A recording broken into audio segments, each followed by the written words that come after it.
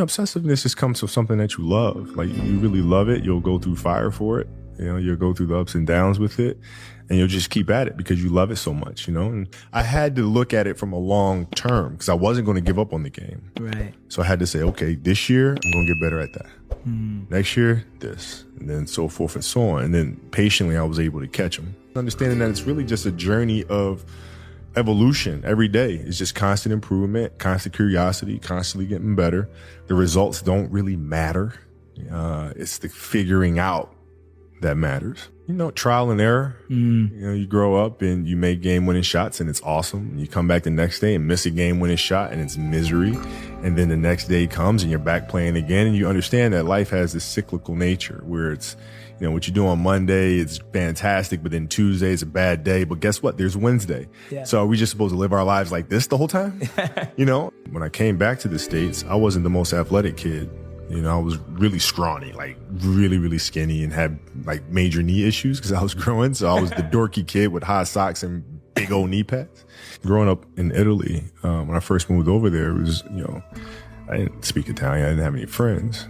I had the game of basketball, and through sport and playing soccer, I was able to make friends and build connections.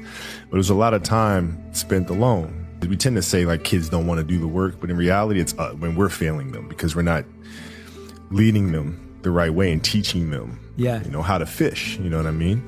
And so like the consistency of work, Monday, get better. Tuesday, get better. Wednesday, get better, right? And you do that over a period of time, not like 1 month or 2 months. When you have that vision in sports, it's a direct competition. Like I know how hard they're working. I know how hard we're working. I know what their strategy is. I know what ours is, So it's a little different. So when we went in the NBA, it was like, yeah, we expected to do that. But now we're going to come back and we're going to do it again. Now, it's different because it's not about the awards. You just wind up trying to create something that's going to inspire, someone that hopefully, through that inspiration, they can inspire somebody else. And what I've come to learn as my career went on is that's more significant than any championship is how do you connect with somebody that can then connect with another? If you're looking at 62% of young children are dropping out of sports, 62%. And they cite the fact that it's not fun anymore. But what does that tell them? I mean, that's telling us as grown-ups are getting in the way.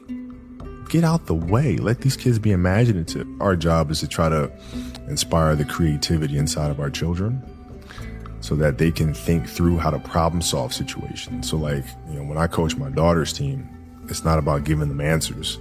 It's about asking them questions and getting them to process things. I wanted the first story to be one of empathy and compassion. And in team sports, if you don't have that, you can't win, right? And so it was important to tell the tale of a basketball team dealing with their own personal fears and have those fears and insecurities lead to empathy and compassion for others. I wanted to look more internal, individually, and look at how do you deal with the inner challenges, the kind of the self-negotiation that takes place inside of our own heads. When you have children, it becomes about them. It's not about you guys anymore. Right. And so that shift, it's a big one.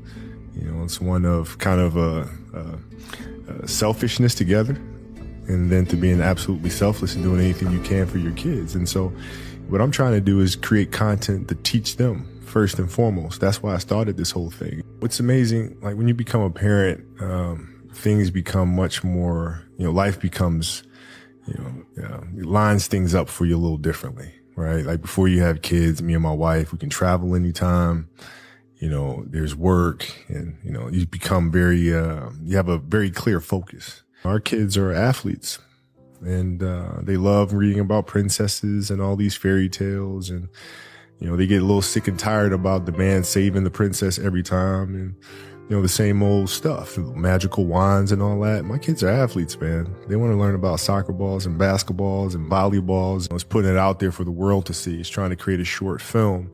And I didn't know if I could do it, man. And, it was my daughter who kind of put things in perspective for me, Gianna. She's now 13. And she was like, well, you always tell us to go for it.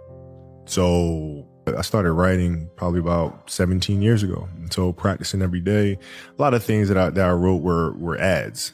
And so you write an ad, nobody looks up at who wrote the ad, right? You can kind of, there's a certain anonymity that comes along with that, right? But writing their basketball was different. in today's world. There's so much clutter. It becomes harder for kids to try to weave through a lot of the that's out there to find stuff that's actually beneficial to them. I mean, you're faced with challenges moment to moment. You're faced with pressures and anxiety and communication or the lack thereof and all this other stuff. Like, it's in the moment. So you have to live it. And when you practice those things, you become better at it. But I just feel like in this day and age, our children have become less imaginative about how to problem solve. It's about the metaphor that sports has for life. I mean, sports is the greatest metaphor we have in terms of dealing with life. Because, even if you listen to music will give you guidance, right? That you can then meditate on and think about how you would apply it. In sports, you have to apply it in the here and now. And parents and coaches have become more directive in trying to mandate or give orders or teach kids how to think and teach kids how to behave and tell them how to behave versus teaching them how to behave. And so that's why I'm creating these stories and creating this content. That means writing. That means being an entrepreneur. That means having the confidence to go for it. And I've seen too many parents do the exact opposite. And it terrifies children. And children become paralyzed by their own fear because they don't have that security blanket of love. The basketball stuff speaks for itself in terms of what that comment did for me, in terms of giving me stability and giving me confidence to say, okay, it's okay to fail because you're going to be loved no matter what. And that doesn't just mean basketball. It means anything in life. A lot of times I've seen players, even myself, when I was younger, being consumed by a particular fear, and to the point where you're saying, okay,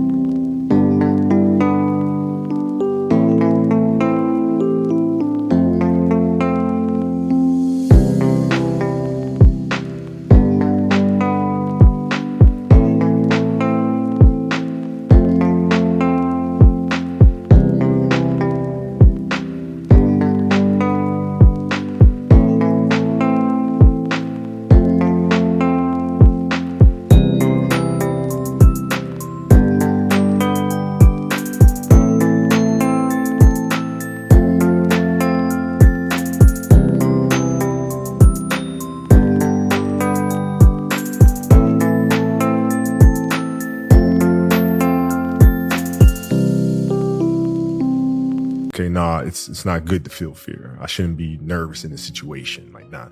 And it does nothing but grow versus stepping back and saying, yeah, I am nervous about the situation. What I try to do is just try to be still and understand that things come and go. Emotions come and go. The important thing is to accept them all, to embrace them all. And then you can choose to do with them what you want versus being controlled by emotion. Well, what am I afraid of? And then you kind of unpack it. And then it gives you the ability to look at it for really what it is, which is nothing more than your imagination running its course. People are going to talk bad about you. Okay. Right. And so you're looking at it and go, are those things even important? You know what I mean? If that is my fear, like what is, you worried about letting your teammates down? Okay. Have you let them down before? Well, I'm sure in practice and things of that nature, right? They're still there. Yeah. And so when you're able to unpack it, you kind of look at it for what it is, which is really nothing. It's not really a thing. Like you think about game winning shots or game winning free throws, and people go to the free throw line and they're nervous about it. Well, what are you really nervous about? If you unpack that, okay, you're nervous that you're going to miss the shot. All right. So you missed the shot. Then what happens? People are going to be embarrassed. You're going to be embarrassed because thousands of people, millions of people see you miss the shot. All right. And then what? You're out running on the track, working out, and you start talking to yourself saying, man, my knee is really sore right now. Maybe I'm doing too much. Sounds like me. Maybe I need to back off, man, my lungs are burning. Maybe I can just slow down here. I'll do like an extra 2 sets tomorrow.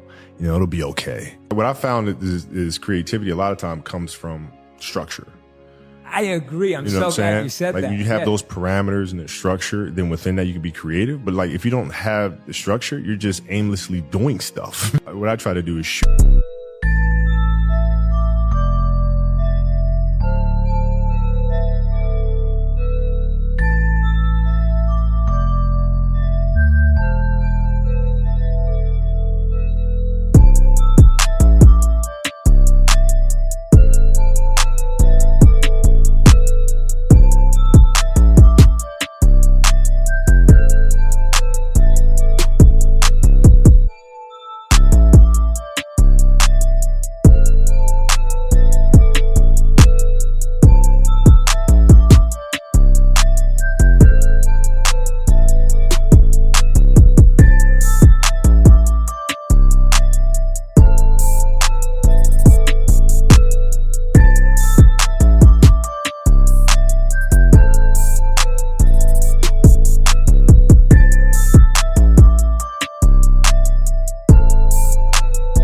The idea down and figure out everything that's wrong with the idea. Ooh, okay. Right? This show won't work because, like Detail, for example, is like, this show won't work because it's not for fans. It's for the 1% athlete. And I think it's important to research them. And it's like putting, fuel in the fire every day. There's constant inspiration when you read about them, what they were able to accomplish, how they went about accomplishing it. You're just constantly, feeding that flame. And learning. I think the important thing is research. In the hall here in the office, I have a hall that I call Muse Hall. We have all the portraits of some of our muses here, from J.K. Rowling to, Steve Jobs and so forth and so on. It's important to learn from them. And if anything, it helps you remember that they are human, just like us. Yeah. These great things that get accomplished can be accomplished by others and beyond.